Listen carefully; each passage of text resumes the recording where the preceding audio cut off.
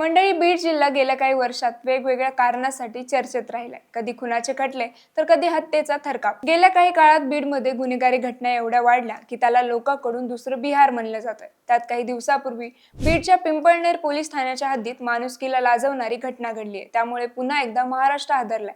पाहूया संपूर्ण प्रकरण या व्हिडिओच्या माध्यमातून. नमस्कार, मी प्रीती आणि तुम्ही पाहतात दे दणका. 10 मार्चच्या रात्री 17 वर्षीय अल्पवयीन विवाहित महिला आपल्या पतीसोबत घरी झोपलेली होती.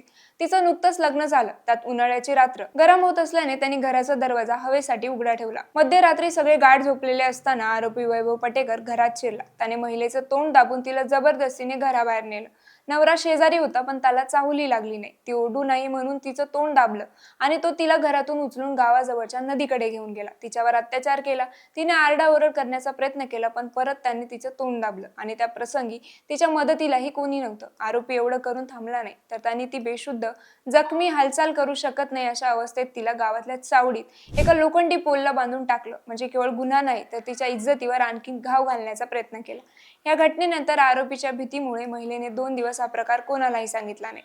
कारण आरोपी त्याच गावातला होता, आजूबाजूला राहत होता. तिला भीती होती की काही बोलली तर आणखीन काही वाईट होईल आणि परिस्थिती बिघडेल. पण शेवटी अखेर हिंमत दाखवून तिने तिच्या आई आणि मामासोबत पिंपळनेर पोलीस ठाण्यात जाऊन वैभव पटेकरवर तक्रार दाखल केली. सोबतच गंभीर आरोप केले असून त्याच्या विरोधात गुन्हा नोंदवण्यात आलाय. घटनेच्या सकाळी गावकऱ्यांनी पीडितेला बांधलेल्या अवस्थेत पाहिल्यावर तिचा व्हिडिओ काढला आणि तिला सोडवलं.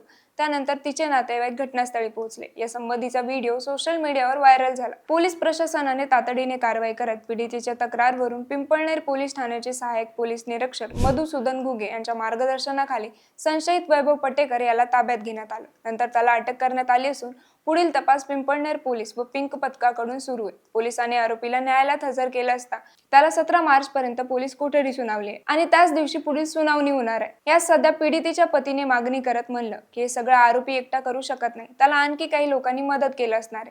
त्यामुळे सखोल तपास करून दोषीवर कठोर कारवाई करावी. या घटनेचा व्हिडिओ परिसरात व्हायरल झाल्यानंतर संपूर्ण जिल्ह्यात राग व्यक्त केला जातो आणि महिलांच्या सुरक्षिततेचा प्रश्न पुन्हा एकदा ऐरणीवर आला. या घटनेमुळे गावकऱ्यांकडून आरोपीला फाशीची शिक्षा व्हावी अशी मागणी केली जाते. यात आरोपीने कोणत्या उद्देशाने हा प्रकार केला, या घटनेमागे काही वेगळं कारण असू शकतो का, याचा शोध सुरू आहे. संपूर्ण प्रकरणाबद्दल तुमचं मत काय, आम्हाला कमेंट्स मध्ये नक्की सांगा आणि दे दणकाला सबस्क्राईब करायला विसरू नका.